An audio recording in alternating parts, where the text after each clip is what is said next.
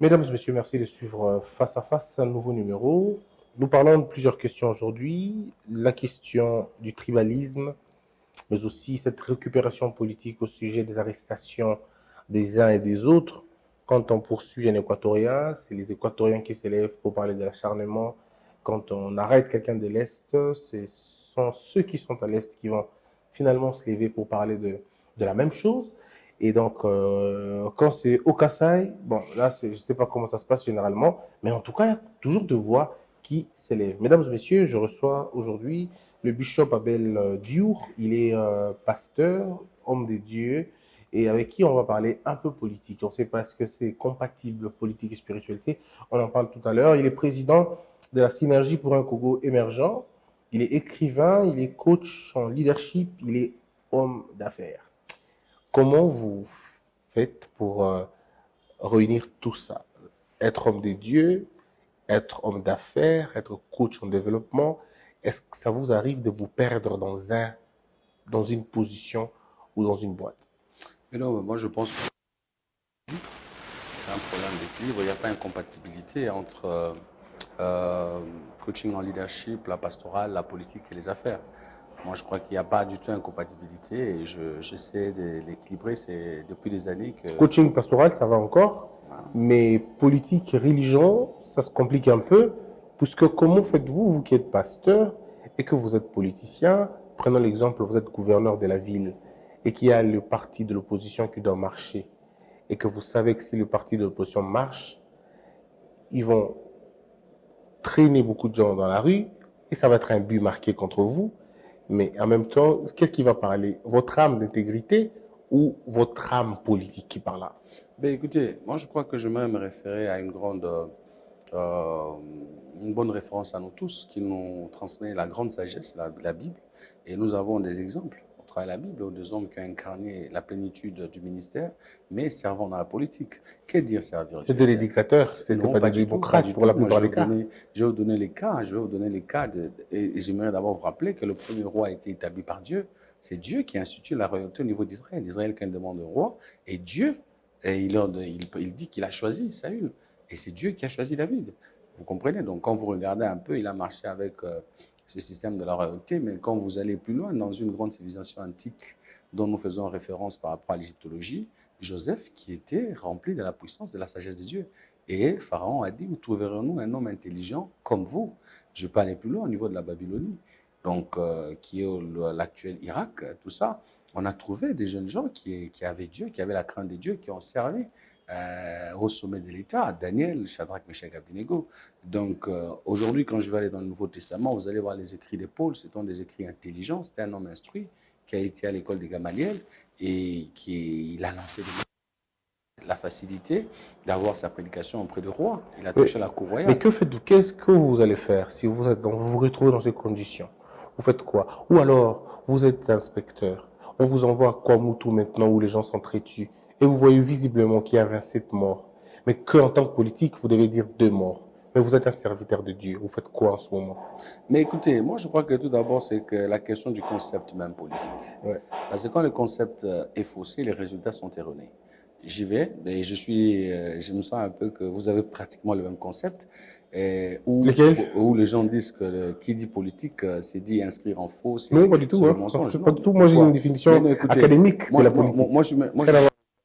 vous dire que il y a la haute sagesse. J'aimerais prendre par exemple, puisqu'on vous parlait de l'homme de Dieu, David était politique. David s'est retrouvé face à ses ennemis. David n'était pas fou, mais il a faim d'être fou. Apparemment, ça paraît comme un mensonge parce qu'il n'était pas fou. Mais la Bible dit il a faim d'être fou. Et il s'est épargné d'une guerre, d'une bataille inutile. Et je crois que la haute sagesse de Dieu, elle sera toujours la bienvenue au moment opportun et Ben, va nous je orienter vers comprends les la bonnes sagesse décisions. avec laquelle vous répondez aux questions.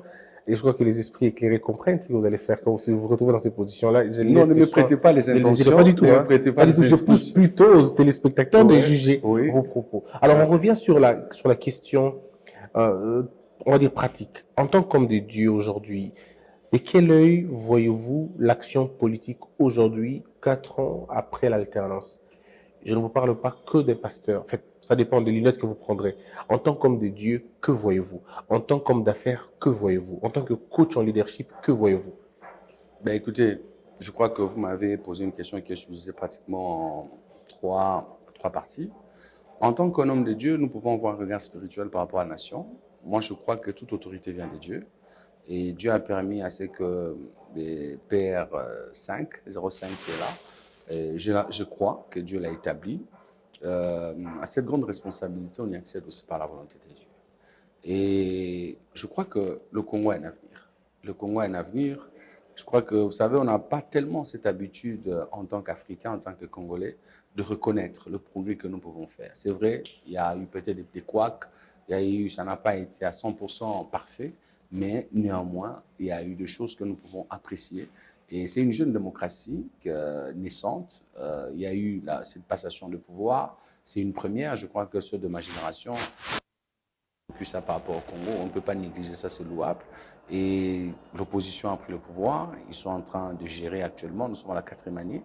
Le bilan n'est pas fameux, et je crois qu'il y a eu beaucoup de choses qui ont été remédiées, mais c'était une période avec beaucoup de secousses. Et je crois que nous devons assumer ces secousses qu'il y a eu. Et je crois que le pouvoir devait s'établir. Ils n'ont pas eu la facilité dans la gestion et dans la direction des choses, et ce n'est pas une excuse évidemment.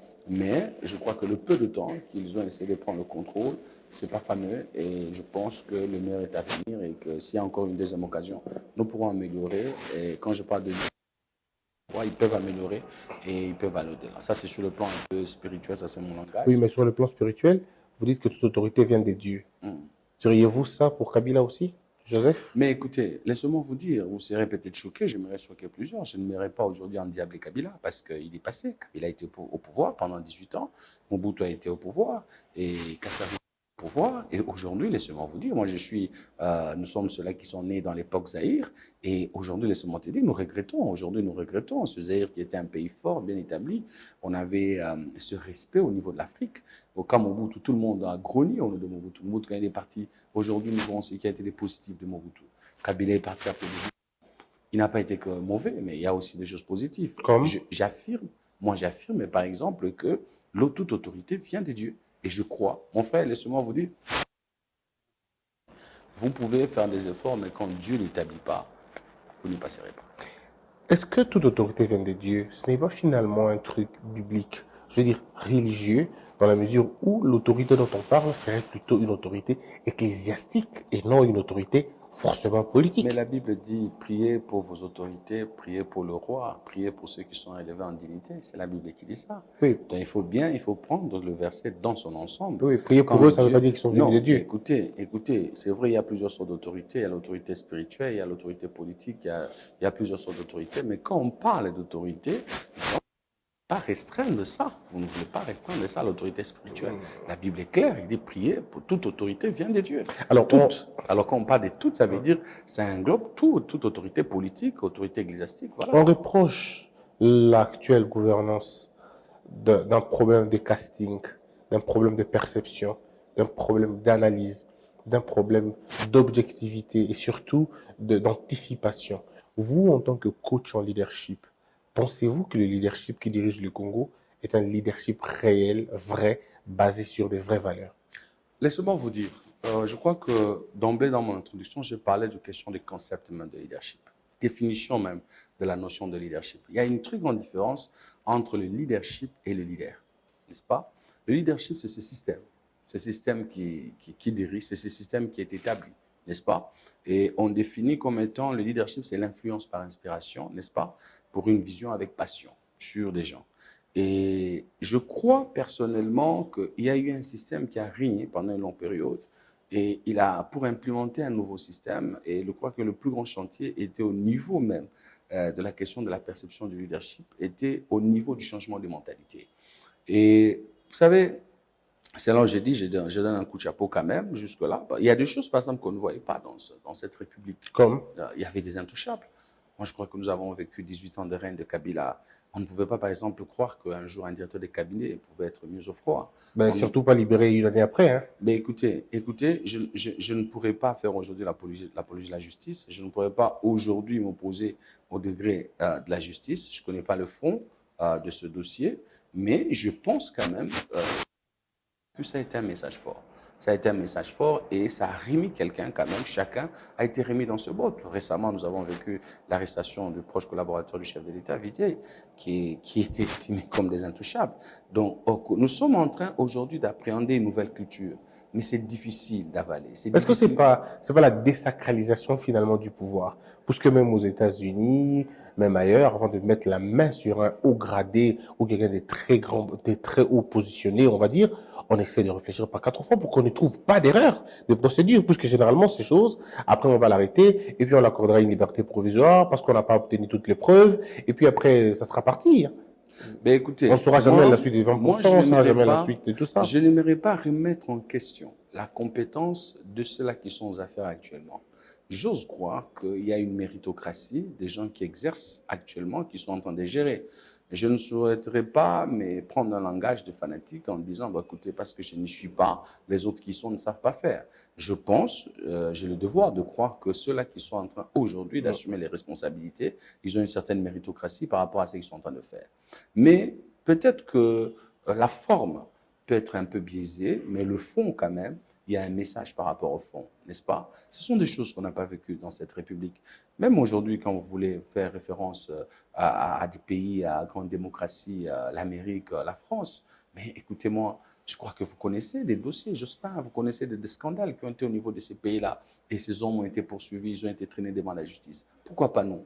À chaque fois que, c'est ça le mal africain, à chaque fois que l'Africain est en train de faire un pas de géant par rapport à sa croissance, par rapport à son évolution, à la conception des choses, la question politique, l'Africain se remet en doute lui-même. Il ne croit pas que c'est vrai. Il ne croit pas que c'est vrai. C'est pourquoi j'ai dit le grand chantier, c'est le chantier des changements de mentalité. Et cela prend du temps pour changer la mentalité de quelqu'un. C'est toute une éducation et c'est tout un parcours, c'est toute une école.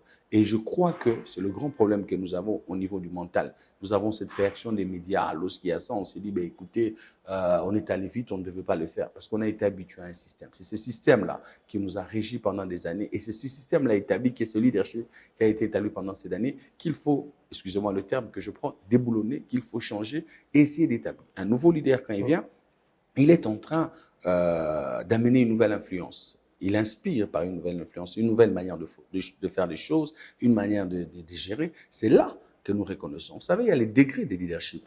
Il y a ce qu'on appelle le leadership de positionnement. Dans la position peut vous donner une force d'influence, mais le plus haut degré de leadership, on parle, c'est le leadership par inspiration. Il y a très peu de leaders qui atteignent. Selon les statistiques, on dit 1 à 2% seulement des leaders atteignent ce degré de leadership. Donc, ça veut dire qu'il soit positionné ou pas, il influence, il devient une source d'inspiration. Je souhaite cela pour nos leaders. Je le souhaite qu'ils soient des références, des monuments vivants. Aujourd'hui, il y a des hommes qui ne sont pas là par rapport à la République démocratique du Congo, Patrice Emery Lumumba. Aujourd'hui, c'est une référence pour les nations, c'est une référence pour plusieurs. C'est vrai que son parcours n'a pas été toujours sur la ligne droite, mais néanmoins, aujourd'hui, c'est un modèle, c'est une référence par rapport au leadership. Et je crois, et j'ai cette conviction que le Congo est en train de faire un petit pas, mais qui va piano, va sano. C'est un petit pas, mais qui est en train de déboucher vers quelque Ça va part. faire 100 jours, on va dire 104 ou 105 jours que Bunagana est sous occupation, littéralement. Ça va faire plusieurs années, on va dire 25 ans, que le Rwanda a des idées, en fait, est utilisé pour piller, vider la RDC de toute sa substance. Que pensez-vous de la manière dont on gère la question depuis 24 ans? Il y a eu 3 présidents qui sont passés. Kabila le père, qui disait que la guerre allait rentrer d'où elle venait. Il y a eu Joseph Kabila finalement qui a laissé le brassage et le mixage au sein de l'armée. Puis il y a Félix Tshisekedi qui a accordé des contrats avec le Rwandais alors qu'il ne fallait pas, selon certaines personnes. Aujourd'hui, comment voyez-vous? Est-ce que c'est un échec collectif? Est-ce que c'est une erreur d'appréciation de façon collective ou vous pensez qu'on est en train de sortir de la ligne? Et écoutez, moi je pense que la sagesse a deux sources. La sagesse, elle a deux sources. La sagesse, elle vient d'une certaine expérience, on acquiert la sagesse. La sagesse, on dit qu'en s'asseyant en pied des sages, on peut acquérir la sagesse. Moi, je pense que par rapport à ce parcours que vous venez de bien souligner, le Congo a suffisamment acquis beaucoup de sagesse par rapport à la question de l'Est de la République démocratique du Congo. Mais d'emblée, j'aimerais dire, l'une des choses qui nous a manqué, qui a manqué à cette nation, c'est le patriotisme.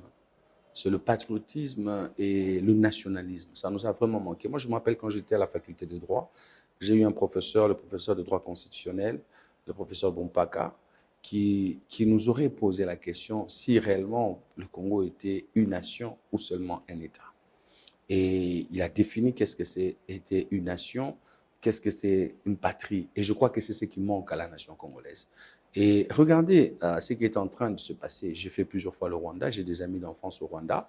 Et vous allez voir que euh, quelque chose s'était passé dans cette nation. Il y a eu une conscientisation et les gens sont arrivés à aimer, à devenir réellement une seule nation.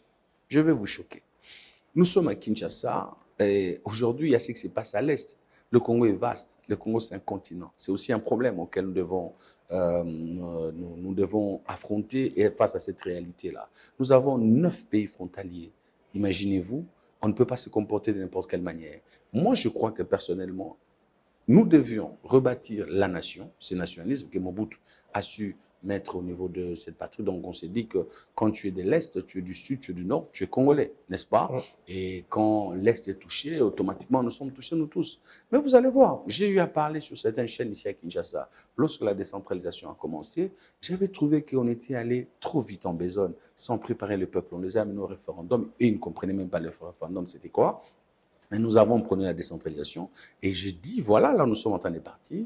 Aujourd'hui, vous avez décentralisé la patrie, il y a les Katanga divisés en 4, il y a tout ce qu'il y a. Mais les gens, face à cela, on n'a pas été suffisamment préparés. On risque de se retrouver dans un esprit tribaliste et régionaliste. Et pour preuve de cas, moi je ne suis pas Kinois, je suis Katangais. Vous allez voir, par exemple, au Katanga, il y a déjà cette division qui s'est faite. Les Hauts-Katangais, ils se disent, bah, écoutez, ils sont chez eux. Il y a eu un gouverneur qui était là, il demande aux gens du Lualaba de partir au Lualaba pour travailler là-bas chez eux. Vous voyez, les choses, quand ça n'a pas été préparé, ça a été mal comprise. Nous devons rebâtir cette nation. Moi, je crois que c'est l'une des grandes missions. Et je pense qu'on doit marteler, et vous qui êtes chargé de la communication, vous êtes les plus grands éducateurs. C'est toute une machine, cette communication. Bossem, aujourd'hui, est une voix. Et vous m'avez jamais vu, mais moi, je vous ai vu plusieurs fois, et je vous ai trouvé. Et les gens ont pu vous juger, et les gens, votre autorité est partie. Et je crois que chaque acte qui est posé sur le plan communicationnel, ça a un impact énorme au niveau de la nation. Mais il faut que ce soit défini par l'État. Si l'État ne nous donne pas une ligne à suivre, on va le faire en fonction de nos propres éducations, de notre propre manière de voir les choses. Et c'est peut-être ça qui détruit le pays. On parle tous en même temps, chacun dans sa direction. Nous n'arrivons pas à orienter dans une même Je crois logique. que votre message est passé. Ouais. Je crois que votre message est passé. Il faut une bonne orientation, une coordination, une éducation civique. Exactement. Une éducation civique, ça nous a manqué. Moi, je me rappelle quand j'étais à l'école à l'époque, nous étions avec le Zaïre, nous les pionniers du Zaïre, tout ça. C'était une révolution. Nous chantons les dialélos, nous chantons le bouddhisme, nous chantons la zaïroise. Et moi, j'étais un jeune pionnier. Et je crois que ces choses, c'était une révolution au niveau national. Et ça poussait les gens à aimer le pays, à ne pas se perdre dans tout ça. Pas du tout. Alors, parce que vous avez évoqué... Et nous l'avons perdu. Vous avez parlé de l'arrivée des musées. Moi, quand musée arrive, je suis étudiant à la faculté de droit. Et on se disait, écoute, on avait besoin de cette liberté. À Lubumbashi. Oui, à Lubumbashi, à Lulou. On avait besoin de cette liberté. On avait besoin de cette liberté. Nous, moi, j'étais parmi les étudiants qui ont pris des armes, qui sont partis à Goma, n'est-ce pas? Parce qu'on se disait que, ben, écoutez, on a besoin de libérer la nation, de libérer la patrie. Non, il faut que j'ajoute dans votre présentation, il faut que j'ajoute Kadogo. Non, pas du tout. Bah, en fait, comme vous voulez, mais je n'ai pas été vraiment au Kadogo. Mais nous l'avons été en 1997. Moi, j'étais à Goma, Rumangabo. D'accord. Donc, avec, Rumangabo, je connais très bien. Avec les étudiants. Ouais.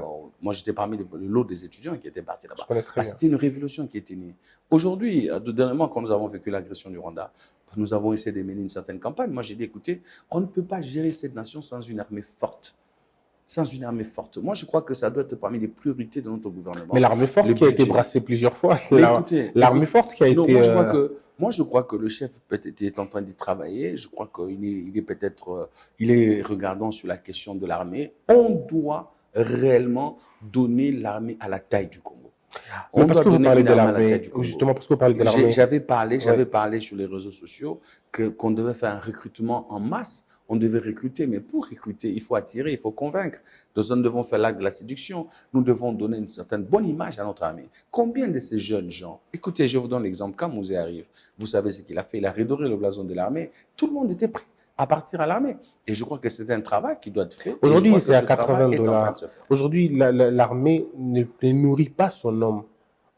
C'est vrai, avec l'arrivée du président Félix Tshisekedi, quelques camps ont été réhabilités, mais avant, ce n'était pas les cas. Avant, qui voulait faire l'armée, quand on entend un député 21 000 balles quand on entend qu'un soldat n'a même pas 80 $. Il a à peine 70 ou à la limite 80. Il n'a même pas 100 $ et surtout pas c'est au taux de 90, au taux de 97. Mais est-ce que vous ne trouvez pas que déjà, ça décourage l'envie, ça ne donne pas envie d'aller faire l'armée? Voilà, c'est ce que j'étais en train de vous dire. Donc, vous n'avez fait que me compléter. J'ai dit, nous devons redorer le blason de l'armée. Oui. Et je crois que la procédure, c'est un processus qui est en train de se faire, n'est-ce pas? Vous venez de parler des camps qui ont été réhabilités, construction, tout ça. Oui. J'ai vu ce qui s'est passé à l'Efo Kananga. J'ai vu des concessions qui ont Kanchachi été ici, les Et écoles. ça fait quand même bien vivre. Les cantines, tout Ça ça. fait bien vivre pour le militaire. C'est déjà un son de cloche, c'est un pas énorme, non négligeable, que nous devons considérer, qui est en train de redorer le blason de cette armée. Et moi, je crois que c'est un processus qui est en train de se faire. Et si ce processus peut continuer, que le président peut encore accentuer avec le gouvernement, afin que nous puissions redonner la dignité à cette armée. Et je crois qu'il y a des milliers de jeunes aujourd'hui qui sont au chômage, pas seulement qui sont au chômage, mais qui peuvent venir servir sous le drapeau. Voilà, lorsqu'on en parle, les gens disent, mais écoutez, pourquoi ils n'envoient pas leurs enfants là-bas? Mais écoutez, moi je crois que le nationalisme, le patriotisme, tout le monde n'est pas appelé à faire l'armée. Mais ceux-là qui sentent cette vocation, qui peuvent répondre à cet appel solennel, ces milliers de jeunes, parce que si on n'apprend pas à se défendre, moi je ne crois pas que les Kenyans, les Ougandais, les autres pourront mieux nous défendre que les Congolais que nous sommes. La fragilité de notre armée dépend de qui? De nous-mêmes? Ou vous pensez qu'il y a eu beaucoup de choses qui se sont passées, les forces obscures internationales, ainsi de suite, qui nous ont finalement imposé certains brassages? Moi, je pense que tu es un homme très averti et un homme très observateur, et tu connais très bien l'histoire du Congo. La déchéance de l'armée congolaise, c'est un travail qui est de longue haleine. Ouais. Et je crois que notre ennemi a travaillé sérieusement sur les choses pour déstabiliser. Ce qui faisait la force du Mobutisme, c'était les renseignements, l'armée. Vous comprenez? Moi, je me rappelle à l'époque de Mobutu, un adjudant, c'était un homme respectable. Ouais. Un sergent, c'était quelqu'un qui avait la dignité. Exact. Moi, j'ai étudié avec des enfants, des adjudants, des lieutenants, mais il était véhiculé, il était bien logé. Donc, la ville était gouvernée par des capitaines, par des lieutenants qui étaient commandants de la ville. C'est une conspiration. C'est vraiment une conspiration des hauts niveaux pour déstabiliser ce géant d'Afrique qui est le Congo. Mais qu'est-ce qui est en train d'être fait aujourd'hui? Vous avez vu comment le chef de l'État a été lynché pratiquement par certains internautes à l'arrestation de M. Yav. Et il suffit qu'on arrête un général, il suffit qu'on mette la main sur un général pour que toute la toile s'allume. Ben, écoutez, c'est ça notre combat. Je crois que nous ne devons pas lâcher. J'ai réagi sur RFI, qui m'a interviewé sur... on a appelé à la révolte la province du Katanga par rapport à l'arrestation de Général Yav. Et si vous ne savez pas, par alliance, Général Yav est mon frère. Il a épousé ma soeur. Donc, quand je fais une déclaration, j'assume. C'est mon frère de sang. Et moi, je m'appelle Dur Yav. Lui s'appelle Yav. Donc, c'est vraiment mon frère de sang. Donc, c'est une question d'État, c'est une question de la République. Et je crois que nous ne devons pas avoir des accointances, des penchants. Et le droit plutôt, la loi est dure, mais c'est la loi. On dit dur à l'ex, c'est de l'ex. Donc, moi, je me dis, il est devant son juge naturel et que si ce qui lui est reproché, il y a des preuves et qu'il doit être condamné, que la loi soit dite. Mais s'il n'y a pas de preuves, la loi peut relaxer comme on en a fait pour d'autres. Mais ce que je plains, ce que je déplore avec nos frères, c'est que lorsqu'on arrête Kamere, c'est des mouvements qui s'élèvent, les Kivusiens, voilà, qui parlent, Kamere, tout ça. Et lorsqu'on arrête un Katangé, voilà, on arrête Pasteur Ngoy, voilà, c'est les Katangés qui s'élèvent, c'est la chasse au Katangé. Moi, je me demande finalement, est-ce que nous sommes le Congo? On n'arrivera à personne dans ce cas, parce que tout le monde a une ethnie, tout le monde a un regroupement, mais ça va être compliqué. Mais je me pose la question, lorsqu'on a arrêté Kabound, lorsqu'on a arrêté Béa, lorsqu'on vient d'arrêter Vidier... Bon, il faut exclure Kabound, parce que Kabound, on ne sait pas s'il est Katangé ou pas. Voilà, je ne veux pas entrer dans ce débat. Lorsqu'on vient récemment d'arrêter Vidier, qui est à Makala, Béa, mais je me demande, pourquoi ces gens... Pourquoi les Kassaïens aussi ne s'élèvent pas? Alors les gens me diront, non, ils n'ont pas le droit de parler parce que c'est eux qui ont le pouvoir. Ils sont en train de... Mais depuis trop longtemps, les Kassaïens n'ont jamais parlé de ces histoires. Voilà. J'aimerais qu'on soit cru dans mon émission avec toi. J'aimerais réfléchir un peu sur cette question. Alors vous allez voir qu'il y a des politiques qui entretiennent, voilà, qui affaiblissent la patrie, qui préfèrent cette dislocation de la nation Comme ça, ils deviennent forts. Ils peuvent contrôler les petites entités. Ils sont en perte de vitesse, en perte de pouvoir. Ils se disent des classiques de la politique. C'est toujours eux qui sont là. Ils ont été avec Mobutu, ils ont été avec Kabila le père, ils ont été avec Kabila le fils. Ils devaient revenir. Mais il y a Bossim, mais que moi, je n'ai pas connu. Je crois que tu es jeune, tu es moins âgé que moi. Il y a Bossim aujourd'hui qui s'élève. Ça se peut, ça se peut. Non, mais c'est évident. Il y a Bossim qui sait. Pourquoi il ne peut pas avoir une nouvelle génération qui peuvent prendre des responsabilités? Aujourd'hui, moi, je suis content de voir Mouyaya qui a la communication. Je suis content de voir Moïse qui a l'énergie. Je suis content même de voir le Premier ministre Sama. Voilà, nous avons besoin de cette passation. Il y a une génération qui peut venir avec un nouveau vent aux affaires. Voilà ce dont nous avons besoin au Congo. Alors, revenons chez vous au Katanga. Il faudrait en parler quand même. Monsieur, comment il s'appelle encore? Monsieur Mulunda. Monsieur Mulunda tient des propos assez discriminatoires, des propos assez graves, vraiment. Il est arrêté, c'est Tshisekedi qui l'arrête. On attaque Tshisekedi et ainsi de suite. Maintenant qu'il obtient sa libération, je crois, ou sa liberté, j'en sais plus rien. Personne ne parle de Tshisekedi, c'est la justice qui a bien fait son travail. Alors je comprends rien à un moment donné. Mais écoutez, donc Tshisekedi ne fait qu'arrêter les gens, mais quand la justice les libère, c'est la justice qui a fait son boulot. Je comprends rien. C'est là où je demande l'éveil de la conscience katangaise. Vraiment, moi, j'en parle aux Katangais qui nous suivront, que les gens ne se laissent pas berner ni manipuler par les politiques. Vous savez, Kyungu s'est dédouané. Baba Kyungu Koumanza, qui était à la base du mouvement dans les années 92, n'est-ce pas? Non, Katangé Kassaya, lorsqu'on a l'épuration ethnique qu'il y a eu. Mais Baba, avant de partir, je salue ce père du fédéralisme katangé, je salue sa mémoire et paix à son âme. Il s'est dédouané avant de partir. Il a reparé, il a demandé pardon, il a compris que c'était une erreur. Je crois que c'était un message fort que nous devions retenir. Parce que c'est un leader, c'est un prédécesseur. Il a compris que c'était des erreurs. Et voilà, il a soutenu son fils, c'est ce qu'il dit. Il a accompagné. Et je crois que tout le monde a voulu indexer et les gens parlaient d'une trahison. Aujourd'hui, au Katanga, aujourd'hui, quand quelqu'un veut soutenir le président de la République, il est traître. Il est traître par rapport à quoi? Nous avons géré cette République. J'aimerais dire à mes frères katangais. Comme vous, on vous traite déjà des traîtres dans peu de temps.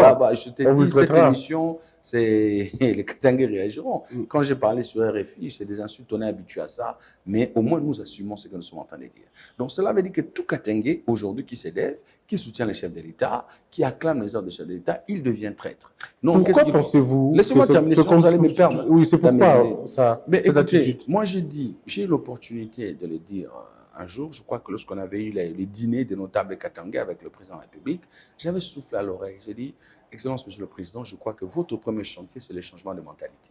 Et je crois qu'il y a un département de changement de mentalité. J'en appelle à mon frère Kangoudia de faire un travail de fond là-dessus.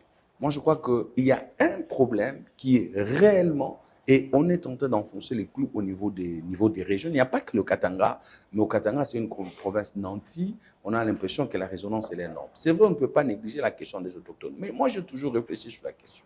Je me dis, mon frère Bossembe, prenons l'exemple des grandes villes cosmopolites comme Kinshasa. Moi, récemment, j'ai croisé une dame à Lubumbashi qui est venue de Kinshasa, qui est katangaise de père et de mère, tout simplement par tribu. Mais c'était sa première fois d'arriver au Katanga. En rien, elle ne se sent katangaise. Elle est quinoise. Moi, je dis que nous devons d'abord, moi je crois que c'est mon débat, vous pouvez suivre plusieurs visions. Moi, j'ai dit quand ils ont fait leur forum, j'ai dit, mais redéfinition même, la question de la katanganité, qui est katangais, qui ne l'est pas, n'est-ce pas? Moi, je suis à Lubumbashi, mais par tribu, par lien tribal, je suis du Lualaba. Je n'ai rien à voir avec le Lualaba, mon frère. J'ai eu des propositions par rapport au Lualaba, mais je ne me sens pas de là. Mais je suis congolais, parlons Congo. Partout là, je me retrouverai. Aujourd'hui, je peux être à Kinshasa. Je peux exercer à Kinshasa, je peux exercer à l'Est, je peux exercer partout. À l'époque, nous, quand nous grandissions, moi, j'ai eu l'opportunité de faire des grandes écoles. J'étais avec les enfants de Koyagi Alomba Sengerebo. Nous avons été avec des gens qui venaient de partout, qui habitent au Katanga. Et avec qui nous avons grandi. Koyagi, l'équatorien. Oui, l'équatorien. Avec qui nous avons grandi. Moi, je crois que les Katangais, cette politique est dépassée. Cette politique, si j'espère encore un jour que nous allons faire, je ne sais pas, nous allons proclamer l'indépendance du Katanga, nous allons, Ah, mais ça, c'est intéressant. Non, mais c'est intéressant de me le dire. Non, mais je voudrais qu'on. Il ne faut pas arriver. Il ne faut pas arriver. Okay, mais est-ce que vous êtes dans prêt? dans la configuration actuelle, où les gens sont en train de parler de la mondialisation, où le monde est en train de connaître une grande mutation, le monde est en train de connaître une grande dynamique. Mais il y a des Katangais aujourd'hui qui sont à côté du chef de l'État, qui sont en train de travailler, de soutenir le chef de l'État. Je prends Sama. Sama, c'est un Katangais. Je prends le directeur de cabinet du président de la République. Revenons dans le fait. Je prends Dani Banta, c'est un Katangais. Je prends tous ces Katangais au chef de l'État. Mais on dit que tous ces Katangais, non seulement qu'ils sont traîtres, mais on dit qu'ils ne pèsent pas. Voici les Katangais qui pèsent selon ce que d'autres Katangais disent. Le meilleur fils. Ils disent ça, c'est M. Kabila, M. Katumbi, M. Oh là là, le nom est parti, c'est un militaire. Ça viendra certainement. Il a été général quelque chose comme ça. Non, l'autre qui est parti John Numbi. Voilà, John Numbi. Puis voilà, il y a Mulunda, il y a d'autres. Et on dit que ce sont eux le vrai Katangais, puisque eux se battent pour le véritable Katanga. Mais vous avez accepté de vendre vos frères. Et que pour eux, l'idéal du Katanga, c'est un peu comme le terme le dit, Katanga. Donc il faut Kata, côté Wana, et Tikalaeromoko. Est-ce que vous pensez que c'est vrai, cette idée-là, elle est nourrie par des politiciens qui veulent finalement la séparation? Y a-t-il une république katangaise? J'assume aujourd'hui sur votre plateau, j'assume, et je crois que le chef de l'État pourrait me suivre, il y a beaucoup de politiciens qui nourrissent et qui entretiennent cette idée-là. Ah, ok. Et qui l'entretiennent comment? Par leur discours. Ok. Qui l'entretiennent comment? Par leur politique. Qui l'entretiennent comment? Dans leurs plateformes, dans leurs rencontres. Et plusieurs de ces soi-disant classiques qui sont en train d'entretenir cet esprit. J'ai oublié Kalev aussi. Hein. Et nous, j'aimerais vous dire, nous disons non à cet esprit-là. Est-ce que vous êtes minoritaire ou vous êtes majoritaire? Ceux qui veulent rester au Congo, ceux qui pensent que Congolais est partout où il se trouve, il est Congolais. Au Katanga, vous êtes partout, vous êtes nombreux, ou vous pensez que vous êtes une petite minorité? J'aimerais te dire qu'il y a une classe de jeunes gens, il y a une nouvelle génération qui s'élève. Il y a des gens qui ont vu leurs frères tués. Il y a des Katangais qui étaient mariés, des Kassains qui ont perdu leurs femmes, qui ont perdu leurs enfants, qui ne veulent plus entendre parler de ces génocides. C'est plus facile lorsque le sang coule chez les voisins. C'est plus facile lorsque le frère de ton voisin tombe. Mais quand ça arrive chez toi, combien de Katangais qui ont perdu leurs proches à l'époque du mouvement de l'épuration ethnique en 1992? Mais bien aimé, c'est plus facile d'acclamer, de dire Katakatanga, tout ça, Bibakole, comme on le dit là chez nous. Mais laissez-moi vous dire, Christian, on ne peut pas jouer avec le sang humain. On ne peut pas jouer avec ça. Moi, j'étais en train d'initier une pétition pour aller vers la Cour pénale internationale afin qu'on traîne les génocidaires de l'épuration technique de 92. Mais la loi ne réagit pas. Mais oui, mais avec le temps, on a compris qu'il fallait prendre carrément de la paix, il fallait mettre la paix, mais que cela ne revienne plus jamais ça. Est-ce que vous pensez que si on ne fait pas attention, on peut tomber dans ça? Excusez, si on ne fait pas attention, on y tombe et les gens veulent que ça vienne. Okay. Les gens veulent que ça vienne. Moi, j'ai dit, ce n'était pas la bienvenue, c'était inopportun. Pendant que Bounanga était en train de tomber, et un archevêque s'élève à Lumbashi, il organise son la réconciliation des Katangais. Qu'est-ce qu'il y avait de fond? Qu'est-ce qu'il y avait de fond? Qu'est-ce que ça a produit aujourd'hui? Dites-moi, qu'est-ce que ça donne au Katanga? L'unité entre Kabila et Katumbi. Bon, écoutez, s'il y a une machination politique, il fallait organiser un rendez-vous. Il n'avait qu'à organiser un rendez-vous dans sa chapelle où il allait inviter Katumbi et Kabila. Mais il ne fallait pas mentir et masquer les choses. Que c'est au nom des personnalités incontournables du Katanga. Laissez-moi vous dire, qui connaissait Kabila en 1997? Qui le connaissait? Kabila est passé au pouvoir. Vous connaissez comment il est arrivé, je ne vais pas répondre. Il a pris le pouvoir, il a tâtonné, il a fait ce qu'il a fait. Mais pourquoi pas quelqu'un d'autre? Qui connaissait Moïse? Qui connaissait Moïse? C'est les milliardaires. Bon, c'est l'un des meilleurs gouverneurs du Katanga. Qui vous a dit ça? C'est ce qu'on nous raconte. Quelle jeunesse il a élevé? Quelle nouvelle classe moyenne que Moïse a créée? Moïse a géré le Katanga, je ne sais pas, pendant 10 ans. Quelle classe moyenne il a créée? C'est un homme d'affaires, un affairiste qui a fait son argent. Il a fait des millions qu'il a fait. Moi, je crois que lui a payé $100 le dernier salaire. Je crois qu'il y a l'IGF ici. Il y a l'IGF ici. Les gens doivent apprendre à déclarer leurs biens avant d'accéder au pouvoir. Et je pense qu'aujourd'hui, c'est qu'il a, n'est-ce pas? Il faut être reconnaissant quand même. Il faut être quand même reconnaissant. Il y a des gens qui lui ont donné l'opportunité. C'est ça le mal même de la définition de la question politique. C'est là où les gens se disent devenir en politique, c'est l'opportunité pour voler, s'enrichir, tout ça. Et les gens font des millions et puis par après, ils commencent à insulter les autres. Alors, ça, c'est une insulte pour le peuple congolais. C'est une insulte même pour les Katangais. Évoluons sur la question. Moi, j'aimerais poser la question à M. Moïse Katumbi.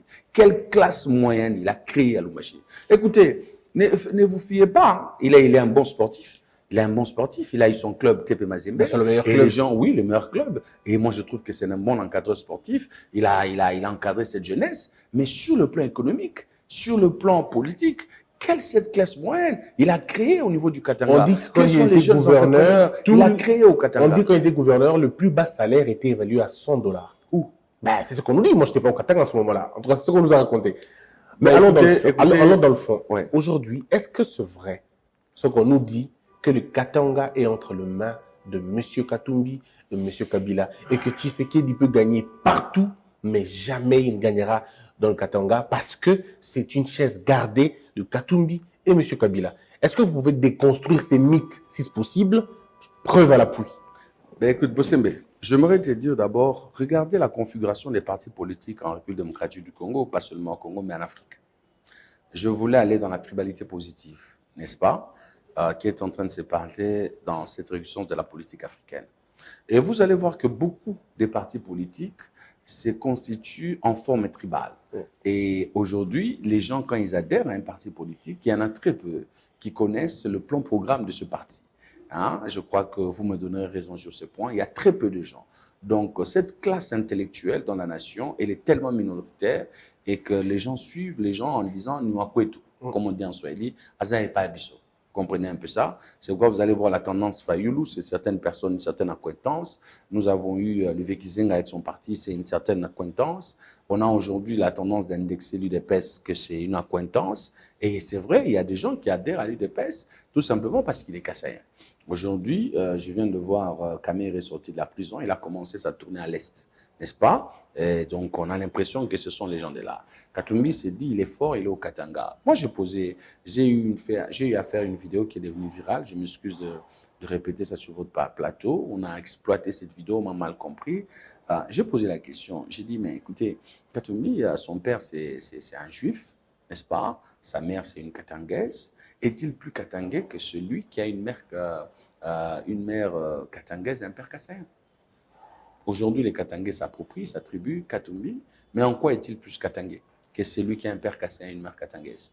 En quoi est-il plus katangais que celui qui a un père, que c'est pas Mwandi et mère katangaise? Voilà, je crois que vous allez comprendre que dans le fond, il y a des cartes qui se jouent. Et katangais, c'est lui qui est né, grandi au Katanga, ou celui qui a choisi, qui a pris pour domicile le Katanga. Vous comprenez un peu ça? Il y a des gens qui sont quinois qui n'ont rien à voir. Mais c'est une chaise gardée de qui, le Katanga, aujourd'hui? Quelles sont les manœuvres du président? Je suis en train de dire aujourd'hui. Je crois que le président, c'est un homme averti. Le président, il a des gens qui l'entourent, qui sont aujourd'hui en train de faire un travail au niveau du Katanga, et il y a une jeunesse qui est disposée, prête à servir le président dans toute la vérité. Vous pensez? Oui, dans le Katanga? Donc c'est faux ce qu'on nous raconte, que toute la jeunesse est acquise à Kabila et à Katumbi. C'est vraiment une fausseté. Une fausseté. Il y a une jeunesse, aujourd'hui, si vous leur posez la question, ils vont vous dire que les 18 ans de règne de Kabila, ils n'ont rien eu. Et il y a une jeunesse qui va vous dire aujourd'hui, les 10 ans de règne de Katumbi, ils n'ont rien eu. Alors moi, je crois que le problème qui est là, ce n'est pas que dire pousse-toi, que mon frère s'y mette, mais nous voulons la méritocratie au Congo, n'est-ce pas? Bossé, mais je n'ai pas besoin de savoir tu es d'où et je ne le sais même pas. Mais aujourd'hui, si on me dit que Bossé me devient communicateur du chef de l'État, je ne tournerai pas ma langue cette fois, c'est un choix correct. Et vous avez fait preuve sur les médias. Et aujourd'hui, vous êtes monté, aujourd'hui, vous êtes compté parmi les grands journalistes congolais. Ce n'est pas parce que quelqu'un de votre tribu vous a tendu la main, mais votre méritocratie s'est défendue. Voilà ce que nous voulons du Congo. Nous voulons que la méritocratie puisse parler. Si Katumbi a une méritocratie, il a eu le temps de s'assagir, il a eu le temps d'apprendre la politique. Mais je pense qu'il peut donner l'opportunité à une autre génération. J'ai vu son parti ensemble. Il y a des jeunes Katangais qui sont là. Qu'ils puissent les élever, qu'ils leur donnent de l'opportunité. Mais il n'y a pas que les jeunes Katangais, il y a aussi beaucoup de jeunes. Oui, tout le monde qui donne l'opportunité à cette nouvelle génération. Que ça ne soit pas toujours eux. Ils peuvent donner l'opportunité à d'autres personnes. Pourquoi nous aurons dans ce pays? Nous avons vu des générations changer en France. Nous avons Macron qui a pris le pouvoir, un jeune politicien qui a accédé, qui a eu un parcours. Nous voyons le mouvement qui est en train de se passer aujourd'hui en Italie. Mais pourquoi ça ne peut pas nous enseigner, nous, qu'on donne des opportunités à une autre génération? Pas toujours les mêmes noms. Pas des gens qui ont des messages, toujours les mêmes. Ils ont tué, ils ont volé, ils n'ont rien changé. Mais qu'est-ce qu'ils vont nous appeler? Qu'on donne l'opportunité à d'autres personnes, à des jeunes gens. Ça a fait un scandale. Le jeune homme qu'on a nommé à la Sokimo. Sokimo. J'ai vu, j'en ça. parlais sans expérience. Mais ceux-là qui ont acquis l'expérience, ils l'ont eu. Il y a toujours un début à tout. Et c'est ce que moi j'appelle la révolution. Et j'acclame le chef de l'État pour cette domination. J'encourage ce PDG de cette entreprise. Si on peut encore mettre d'autres jeunes ailleurs, et je crois que ce Congo, nous, on aura un nouveau vent et l'avenir sera glorieux. Alors, Bishop Abel Diou, on a terminé cette émission. Mais avant de la terminer, je voudrais vous poser une question provocatrice, quand même. Quelles sont les chances que vous donnez au président de la République pour gagner à l'ouest du Congo, à l'est du Congo et au centre du Congo? Comment va-t-il gagner? Avec qui va-t-il gagner? Et quels sont les obstacles? Voilà. D'abord, personnellement, au départ, je ne devrais pas répondre à cette question parce que je ne suis pas la famille politique du chef de l'État. Je suis un indépendant. Je suis un penseur libre, mais qui croit dans ce que fait le chef de l'État. Et personnellement, le jour qu'il a prêté serment, j'étais à Libreville et j'ai eu la conviction qu'on pouvait rêver d'un nouveau Congo. Et je crois que nous avons, en tant que pasteur, nous l'avons soutenu et j'ai mes convictions pour lesquelles je soutiens le président de la République. Je n'ai pas à le cacher. Je soutiens le président de la République. Et je souhaiterais qu'on lui donne une seconde chance. Je n'ai pas de poste, je n'en demande pas. Et je souhaite qu'on lui donne une seconde chance et ça peut amener quand même un nouveau vent par rapport à notre République démocratique du Congo. Je pense que le président de la République a une équipe. Ils ont des stratèges que pendant ce moment, ils ne s'endorment pas. Un stratège a été arrêté à Makala. Ça va être compliqué quand même. Il faut compter moins un stratège de moins. Qui c'est? M. Vidier, écoutez, moi je crois que je ne peux pas me contredire dans ce que je suis en train de dire. Ouais. Vous pouvez être stratège, mais il y a des valeurs que nous devons garder. Et je n'aimerais pas précipitamment faire une déclaration sur Vidier. La justice a le dernier parole parce qu'il est devant son juge par naturel. Je ne sais pas s'il est innocent. Je ne peux pas aujourd'hui dédouaner ou condamner Vidier. En tout cas, épargnez-moi. J'aimerais laisser Comment va-t-il gagner le Katanga? C'est ce que je suis en train de dire. Moi, je crois que le président doit donner l'opportunité à des nouvelles personnes, une nouvelle génération qui croit en lui, qui peuvent faire un travail de fond. Et c'est le moment qu'il faut le faire.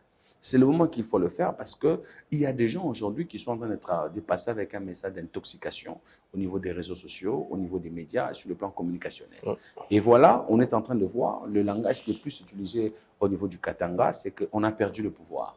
Vous allez vous trouver qu'un Katangais de la rue, vous allez l'appréhender, vous allez prendre son langage, on a perdu le pouvoir, il faut qu'on le récupère. On n'a pas perdu le pouvoir.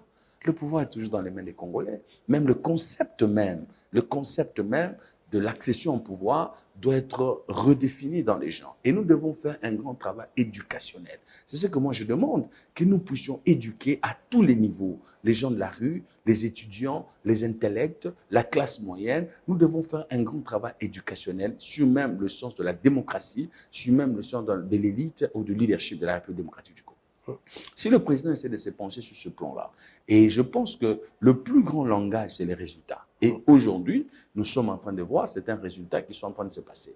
Moi, je ne vois mal que quelqu'un qui vit des résultats positifs, qui puisse les rejeter tout simplement dans un fanatisme. Et je crois que dans le peu de temps qui reste au président pour clôturer ce premier mandat, il continue encore à œuvrer et que ces résultats pourront parler. Mais je crois que l'opportunité doit être donnée à une certaine génération, des gens qui ne se sont pas corrompus, des gens qui sont encore vierges sur le plan politique, qui peuvent encore soutenir, qui peuvent donner le soutien à ceux-là qui sont engagés à ses côtés au niveau du Katanga, réellement identifiés. Les gens doivent assumer le choix du chef. Moi, j'apprécie la déclaration qu'a fait un jeune Katangais. Il a parlé fasciste, c'est mon choix, j'assume. Et je crois que les Katangais qui ont choisi le président de la République, ils doivent assumer. Et nous assumons aujourd'hui en parlant sur cette chaîne de télévision. Parce que vous êtes Katangais, vous assumez le choix que vous faites pour le président de la République. Aujourd'hui, on met les Katangais dans la terreur. On les met dans la terreur. Ce n'est pas tout le monde qui a le cœur froid. Aujourd'hui, les gens se disent dans son cœur, il accepte, il prône pour tout ce qui est dit. Mais il a peur de le déclarer parce qu'il est terrorisé. Il y a des gens qui terrorisent la population. Je ne sais pas, moi, demain, si ma voiture peut être brûlée, si ma maison peut être attaquée. J'ai fait une déclaration, j'aimerais vous dire, Bossembe, et les gens vont me suivre. J'ai fait une déclaration, j'avais fait une déclaration sur la personne de l'ancien gouverneur que vous avez cité tout à l'heure, mais il y avait des gens qui étaient prêts à aller brûler ma maison. Il y a des gens qui ont cherché la maison de ma mère pour la brûler. Mais dans quelle jungle où les gens veulent nous mettre pendant que nous sommes dans une démocratie naissante et croissante, grandissante? Et je pense que Chacun est libre d'exprimer son expression. Moi, j'ai fait mon choix, vous n'allez pas m'obliger de prendre votre choix. Et j'ai les raisons pour lesquelles j'ai fait mon choix. Et je vais combattre et défendre les choix que j'ai faits. Je crois dans des valeurs. Pourquoi moi j'ai choisi le président de la République actuelle? Il n'a pas géré, n'est-ce pas? Et aujourd'hui, on lui donne l'opportunité. Nous sentons une autre résonance sur la politique internationale. Vous m'avez coupé pendant que j'étais en train de parler sur la ce qui se passe à l'Est. Dans la démarche qu'il a fait, vous avez condamné les contrats qu'il avait donnés à Kagame. Et je crois qu'il avait un fardeau énorme, c'était de nous remettre sur la politique, la diplomatie internationale. Le Congo était déjà absent sur la scène internationale. Et je crois que ces périples sur le plan international, que les gens m'ont reproché, il fallait nous remettre dans les conseils des nations. Aujourd'hui, on ne peut pas accepter l'isolation politique sur la politique internationale. Et dans cette diplomatie, voilà qu'il a cédé certaines concessions, croyant que notre voisin comprendra le langage de la paix, mais cela n'était pas une faiblesse. Et quand il a compris que ce langage n'était pas là, il a frappé sur la table, il a levé le ton. Et aujourd'hui, nous sommes en train d'aller, vous avez vu son discours au niveau des Nations Unies. Nous ne sommes pas plaintifs, mais laissez-moi vous dire, lorsqu'on prépare son arme, lorsqu'on prépare son armée, on ne les chante pas sur l'histoire pour dire, venez voir, autant de soldats que je suis en train de préparer, rassurez-vous qu'il y a un travail qui est en train de se faire dans cette République. Et il y a cet embargo qu'on nous met au niveau des armes, au niveau international. Mais Dieu merci, nous croyons qu'il y a une diplomatie qui pourra nous aider encore à se réarmer et bâtir une armée à la taille du Grand Congo et à s'imposer sur le plan international. Le Congo est une grande nation. Le Congo est un pays riche. C'est un pays béni de Dieu. Et je ne crois pas que Dieu nous ait donné ces choses pour qu'on puisse se moquer de cette nation. Nous avons un rôle énorme à jouer au niveau de l'Afrique. Et merci à Dieu pour le président que nous avons. Et nous croyons que dans ce deuxième mandat, nous pourrons encore améliorer et l'avenir du Congo sera meilleur. S'il y a un autre candidat qui nous proposera mieux, à chacun d'apprécier. Je ne fais pas l'apologie du roi, mais j'ai mes convictions dans lesquelles je crois. J'aimerais dire aux Katangais, soyez libres. Le Congo n'est pas un pays divisé.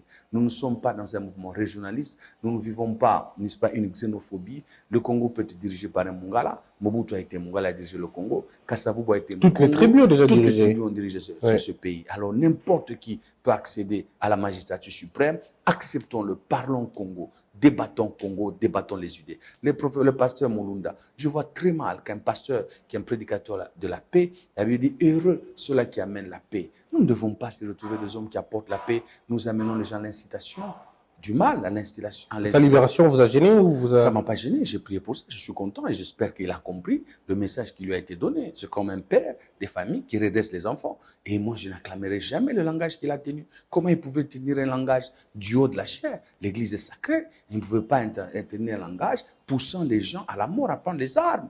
Écoutez, moi j'ai une famille qui vient d'Afrique du Sud.